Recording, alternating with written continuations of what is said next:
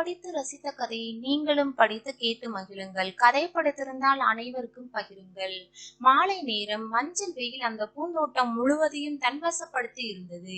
இளந்தென்றல் அந்த பூந்தோட்டத்தில் நலம் விசாரித்துக் கொண்டிருந்தது. விலாசம் தப்பிய மேகக்கூட்டம் வானத்தில் மெல்ல நடைபெற்றது. குணா அமைதியாக அந்த புல்தரையில் அமர்ந்திருந்தான்.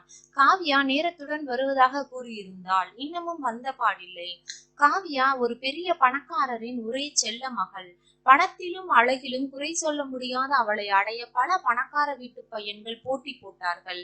ஆனால் அவள் எவரின் கைகளிலும் எளிதில் சிக்காத சிட்டாக இருந்தாள். குணா காவ்யாவின் தந்தை செல்வத்தின் நிதி நிறுவனம் ஒன்றில் காசாளராக பணிபுரிந்தான்.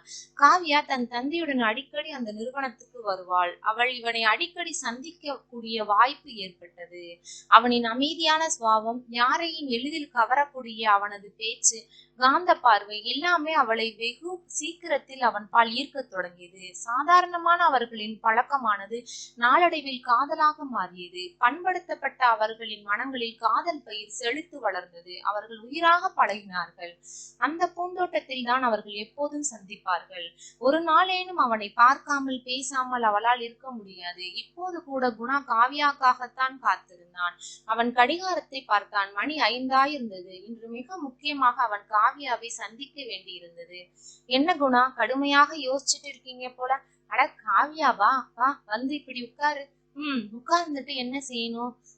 அப்படியே மடியில படுத்துக்க வேண்டியது தானே? ஆமா, ரொம்பத்தான் ஆசை. அது போகட்டும், எதுக்காக ரொம்ப அவசரமா வர சொன்னீங்க? ஒண்ணும் இல்ல, என்னோட தங்கச்சி பொண்ணு பார்த்துட்டு போனாங்கன்னு சொன்னேன் இல்லையா? அவங்க சம்மதம்னு சொல்லி லெட்டர் போட்டிருக்காங்க. மாப்பிள்ளை பேங்க்ல வேலை செய்யறாரு. நாங்க பெரிய வசதியானவங்க இல்லைன்னு உனக்கே நல்லா தெரியும். இப்ப கல்யாண செலவு அது இதுன்னு எப்படியும் 1.5 லட்சம் தேவை. சேமிப்பா 1 லட்சம் போல இருக்கு. அப்படி இப்படின்னு கஷ்டப்பட்டாலும் 50,000 தேடுவது சிரமம். என்னோட நண்பன் ஒருவன் வெளியூரில் இருக்கான். அவன் எனக்கு 50,000 தருவதா சொல்லியிருக்கான். நாளைக்கு அவனை பார்க்க போகிறேன். காவ்யா கோபத்துடன் அவனை நோக்கினாள். என்ன குணா, நான் எதுக்கு இருக்கேன்? இதுக்காக நீங்க வெளியூருக்கு போகணுமா? என்னையே உங்களுக்கு தரப்போறேன். கேவலம் இந்த 50,000 கூட நான் தரமாட்டேனா? ஐயோ காவ்யா, நீ சொன்னதை கேட்டதே ரொம்ப திருப்தியா இருக்குது. நான் உங்ககிட்ட கடன்பட விருப்பம் இல்லை. அது வேற அர்த்தமாயிடும். அப்படின்னா உங்களோட சுகத்துல எனக்கு பங்கு இல்லையா? என்ன இருந்தாலும் நான் உங்களுக்கு உரிமையாக போறவதானே? சரி, இன்னமும் உரிமை ஆகலை தானே? நம்ம காதல் இன்னமும் உங்க அப்பா காதுக்கு எட்டவில்லை. எட்டினால் எரிமலையே வெடிச்சாலும் வெடிக்கலாம். அந்த சமயத்தில் உங்ககிட்ட நான் 50,000 வாங்கின விஷயம் தெரிஞ்சா என்ன நடக்கும்னு யோசிச்சு பாரு. நடக்க போறது நல்லதாகவே நடக்கும்னு நாம் ஏன் சிந்திக்க கூடாது? நான் ஒருத்தி உங்களுக்காகவே இருக்கிறப்போ நீங்க ஏன் இன்னொருத்தர்கிட்ட கையேந்தணும்? இது கையேந்தல் இல்ல காவ்யா, என் நண்பன் எனக்கு செய்கிற பிரதிபலன். ஏற்கனவே நான் செஞ்ச உதவிக்கு ஈடாகத்தான் இதை செய்கிறான். அதுவும் கடனாகத்தான் நான் அதை வாங்குகிறேன். சரி, நேரமாகுது, நான் புறப்படுறேன். இன்னும் 2-3 நாளைக்கு நாம சந்திக்க முடியாது. என்ன கோபமா? முதல்ல தங்கச்சியோட கல்யாணம் நல்லா நடக்கட்டும். அப்புறம் இந்த தங்க கழுத்துல தாலியை கட்டிட்டு உன் பக்கத்தில் இருக்கேன். எந்த நேரமும் நீ என்னையே கட்டிக்கலாம். அவள் நாணத்துடன் முகம் சிவக்க அவன் எதிர்பாராத நேரத்தில் சட்டன் அவன் கன்னத்தில் முத்தமிட்டாள். காவ்யா ஏக்கத்துடன் அவன் போவதையே பார்த்து கொண்டிருந்தாள். 2 நாட்கள் சென்றன. அன்று அதிகாலை நேரம். குணா தூக்கம் கலைந்து சோம்பலுடன் படுக்கையை விட்டு இறங்கினான். அப்போது வெளியே ஏதோ வாகனம் ஒன்று வாசல் அருகே வந்து நிற்பதை போல இருந்தது. யாரோ பலமாக கதவை தட்டினார்கள். கதவை திறந்தான். வெளியே போலீஸ்காரர்கள் நின்றிருந்தார்கள். குணாவுக்கு எதுவும் புரியவில்லை. தவறான விலாசத்துக்கு வந்திருப்பார்களோ? அவன் தாயும் தங்கையும் கலவரத்துடன் நின்றிருந்தார்கள். மிஸ்டர் குணா என்பது நீங்க தானே? ஆமா, நான் தான். என்ன விஷயம்? நீங்க மிஸ்டர் செல்வத்துடன் நிறுவனம் ஒன்றில் காசாளராக வேலை செய்கிறீர்களா? ஆமா, 50,000 கையாடல் செஞ்சுட்டுதான் மிஸ்டர் செல்வம் கம்ப்ளைண்ட் செஞ்சிருக்காரு. உங்க வீட்டை சோதனை போடணும். குணா அதிர்ச்சியுடன் நிற்க அவர்கள் விடுவிடுவென வீட்டுக்குள் நுழைந்தார்கள்.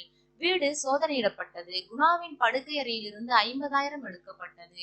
இன்ஸ்பெக்டர், இது என் நண்பன் எனக்கு தந்த பணம். நேத்துதான் போய் வாங்கிட்டு வந்தேன். அதெல்லாம் ஸ்டேஷன்ல வந்து சொல்லலாம். இப்ப நடங்க. அவன் தாய் தங்கை கதற அவனை ஜீப்பில் ஏற்றினார்கள். அவன் சிறையில் அடைக்கப்பட்டான். அவனுக்கு ஒன்றும் விளங்கவில்லை.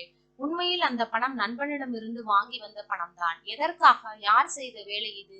குணா மேல் கையாடல் மற்றும் மோசடி வழக்குகள் பதிவு செய்வதற்கான ஆயத்தங்கள் செய்யப்பட்டது. அன்று மாலை காவ்யா அவனை தேடி ஓடி வந்தாள்.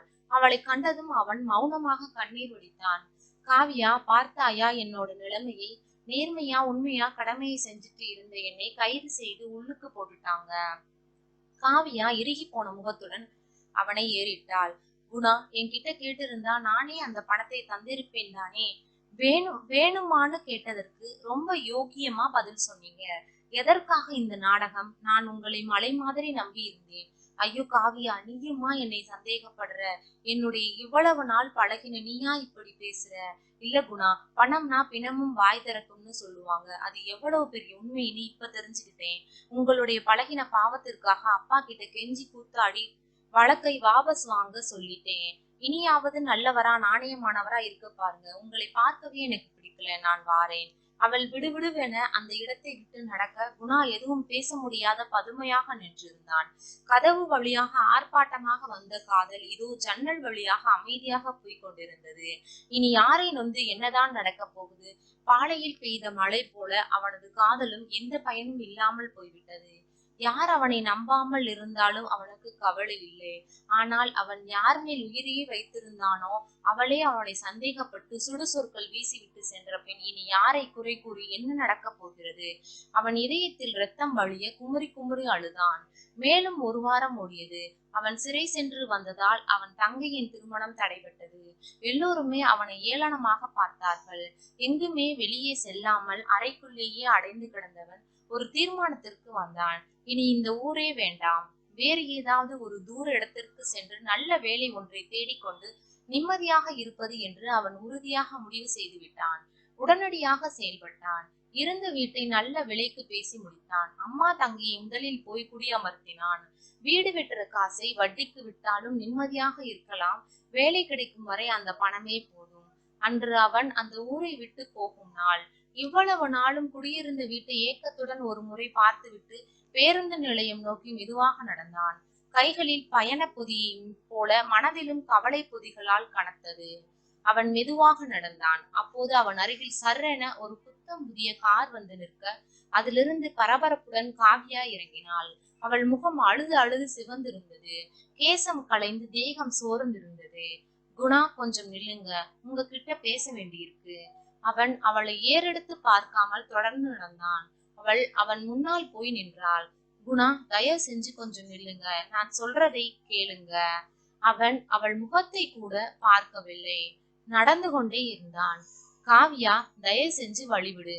நீ சொல்ற எதையும் நான் கேட்க தயாராக இல்லை. ஐயோ குணா, அப்படியெல்லாம் சொல்லி என்னை கொல்லாதீங்க. எதையும் ஆராயாமல் பெண் புத்தி பின் புத்தின்னு அவசரப்பட்டு வீணா உங்க மேல சந்தேகப்பட்டு நடந்துகிட்டேன். அதுக்காக என்னை மன்னிச்சிடுங்க. உங்க மேல எந்த குற்றமும் இல்லைன்னு நேத்து ராத்திரி தான் எனக்கு தெரியும். அன்னைக்கு நாம பூந்தோட்டத்தில் 2 பேரும் பேசிக்கிட்டு இருந்ததை எங்க வீட்டு வேலைக்காரன் பார்த்துட்டு அப்பா கிட்ட சொல்லிட்டான். அப்பா திட்டம் போட்டு உங்க மேல பழியை சுமத்தி நம்ம காதலை கருவிலேயே கருவறுக்கு நினைச்சு செயல்பட்டாரு.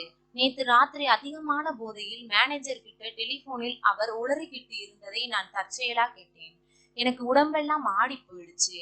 அப்பாவை நல்ல கேள்வி கேட்டேன். உங்களை பத்தி தப்பா நினைச்சிட்டேன்னு ராத்திரி பூரா அழுதேன். உங்களை உடனடியா காண துடிச்சேன். சொத்து சுகத்தை எல்லாம் தூக்கி வீசிட்டு உங்களை உடனடியாக காண புறப்பட்டேன்.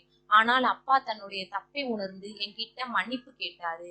என்னோட விருப்பப்படி உங்களை கல்யாணம் பண்ண சம்மதம் கொடுத்துட்டாரு.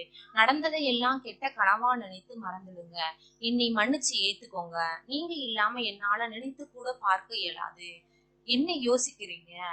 குணா முகத்தில் எந்தவித சலனமும் இல்லை. அவன் அமைதியாக அவளை பார்த்தான்.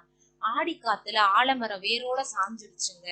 இனி அதை பற்றி ஆறுதல் சொல்லி யாருக்கு என்ன லாபம்? நான் உன்மேல் எவ்வளவு அன்பு வச்சிருந்தேன். ஆனா அத்தனையும் ஒரு நிமிஷத்துல பொடி பொடியா சிதற வச்சுட்ட.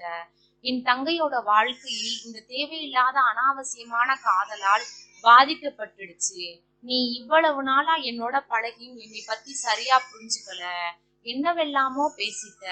யார் என் மேல் சந்தேகப்பட்டு அப்படி கேள்வி கேட்டிருந்தாலும் பரவாயில்லை. ஆனால் நீ கேட்டிருக்க கூடாது. தன்னோட முட்டை தானா இல்ல குயில் முட்டையான்னு காகம் சந்தேகப்படலாம். அதுல நியாயமும் இருக்கு. ஆனா இவ்வளவு நாள் பழகியும் நான் நல்லவனா கெட்டவனா நீ சந்தேகப்பட்டிருக்க கூடாது. என்னோட மனது இரும்பு இல்ல, உடைஞ்சா சூடாக்கி ஒட்டுறதுக்கு. அது கண்ணாடியா இருந்துச்சு. அதனாலதான் இனி ஒட்ட முடியாத அளவுக்கு சுக்குநூறாகி விழுந்து போச்சு. இனி என்ன பேசி என்ன ஆக போகுது? நீங்க எல்லாம் பணக்கார வீட்டு பொண்ணுங்க, நேரத்துக்கு உடுப்பை மாத்துற மாதிரி உங்களுக்கு அனாவசியப்பட்டா காதலையே மாத்திக்கிறீங்க. எனக்கு காலுக்கு தகுந்த மாதிரி செருப்பை மாற்றத்தான் தெரியும், செருப்புக்கு அளவா காலை வெட்டிக்க தெரியாது. உன்னோட சந்தேகத்தால் என் வாழ்க்கையே தடமாறி போயிடுச்சு. பூங்காற்று வீசும் பூங்காவனமா இருந்த என் வாழ்க்கை அனல் காற்று வீசும் பாலைவனமா மாறிடுச்சு. கடந்து போன பூங்காற்று இனி மறுபடியும் வீசுமான்னு காலம்தான் பதில் சொல்லணும். தயவு செஞ்சு நீயும் என் வாழ்க்கையில் குறுக்கிடாதே. ஒரு கெட்ட கனவா இதெல்லாம் மறந்துட்டு இன்னொரு நல்ல பணக்காரனா நீ சந்தேகப்படும்படியா நடந்துக்காத ஒருத்தனா பார்த்து கல்யாணம் செஞ்சுட்டு நிம்மதியாயிரு. நான் வாரேன், குட் பை. அவன் வேகமாக அந்த இடத்தை விட்டு நடக்க கண்களில் கண்ணீர் வடிய மேற்கொண்டு எதுவும் பேச முடியாத சிலையென காவியா நின்றிருந்தாள். நன்றி. கதை பிடித்திருந்தால் லைக் பண்ணுங்க, ஷேர் பண்ணுங்க, சப்ஸ்கிரைப் பண்ணுங்க. உங்களுடைய கருத்துக்களை கமெண்ட் பாக்ஸில் தெரிவிக்கவும். தங்கள் ஆதரவிற்கு நன்றி.